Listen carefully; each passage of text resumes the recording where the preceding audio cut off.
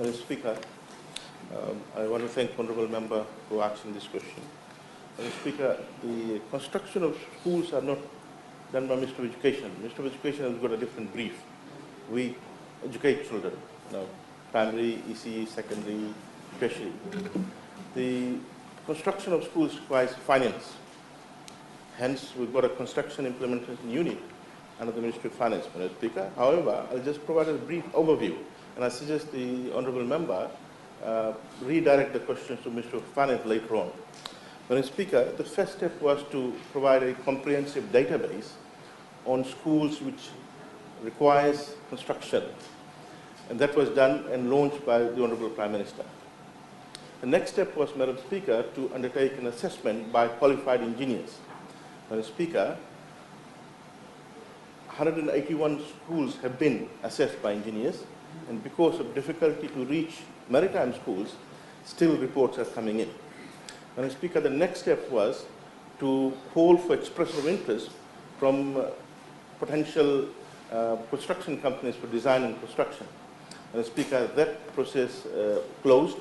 The tender for that closed on 25th of May, and maybe by second week of June, packages, about 22 packages in clusters will be given to these various construction companies to construct, design and construct cluster of schools in different areas because of economies of scale, because you give it to one contractor, 10, 20 schools, so you'll get better deal out of that.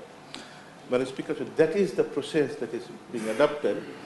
Once we have the start date, then we can give the end date. But overall, Madam Speaker, it is the desire of this government to ensure that the schools get the infrastructure ready by end of this year. Thank you, Madam Speaker. Thank you.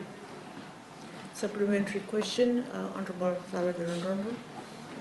Thank you, Madam Speaker, and I thank the Honourable Minister for his response. When can the Honourable Minister table a report on the education sector in this House so that we can be well informed and to validate the information that you've just tabled? And the children are still out in the tent. And what other alternative strategies does the ministry have in place to be able to give the students, and according to the Red Cross statistics, there's more than 85,000 children that are still studying in tents.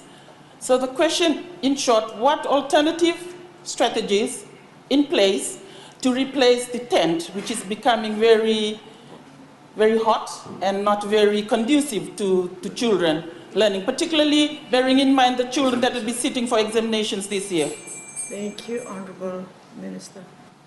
Madam Speaker, the alternative strategy is to get the classroom done, and that's what I've said, that we have provided the data that this is the process. The process is one, to get the assessment done. 181 schools, the assessment has been done. This is not, sending some carpenter down and do the assessment. This is done by engineers, Madam Speaker. Given the number of schools affected, it takes time. 181 schools have been done. We're waiting for reports from maritime areas, and honourable members should realize, you just don't, the schools are dispersed in Fiji, in different islands. The next step, Madam Speaker, is to get the contractors. We cannot just willy-nilly dish it out to some carpenters to do the construction, Madam Speaker. There's a process. We are dealing with public funds. The process that to be followed. These are the same people who will come in and question us why this person was given the contract. Madam Speaker, that's the process. I've explained. I suggest the honourable member should wait. Thank you. Thank you. I give the floor to the Honourable Noekulu. Concerned there, the Honourable Minister says it's not the Ministry's responsibility. It's the Ministry's responsibility. 3 months. 3 months. 3 months. And he says, desire. We don't need desire. We want action.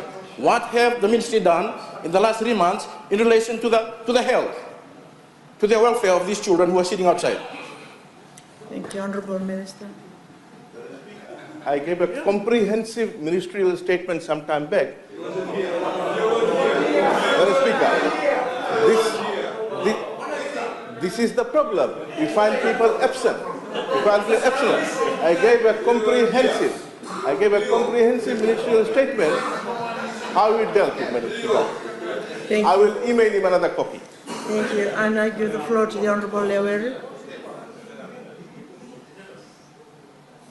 Thank you, Madam Speaker. I thank the Honourable Minister for his response. But the problem is that these schools, they have students learning in these classrooms. But the question that I would like to pose to the Honourable Minister, Madam Speaker, is what kind of support are these students receiving in terms of counseling, like psychosocial support? How is the ministry tackling that issue? Because these students have been through a lot of devastation, through a lot of trouble, and they are traumatized because of the devastation caused by Winston. I wonder what the ministry is doing in terms of this psychosocial support for them. Thank you. Honorable Minister.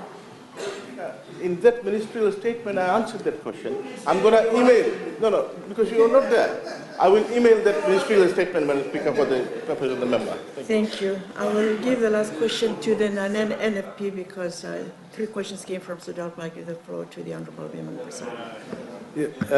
Thank you, Madam Speaker. I know the Minister in his ministerial statement did not talk about funding exclusively. Can I ask him quite clearly? He referred issue to the Ministry of Finance. Do we have the money? Do we have the budget to fix the school? Give us that answer. Or are you waiting for the budget? Are you waiting for the budget? Or you have the money? Give us a very clear answer. Do you have the money to fix the school or not? Yes. Full stop.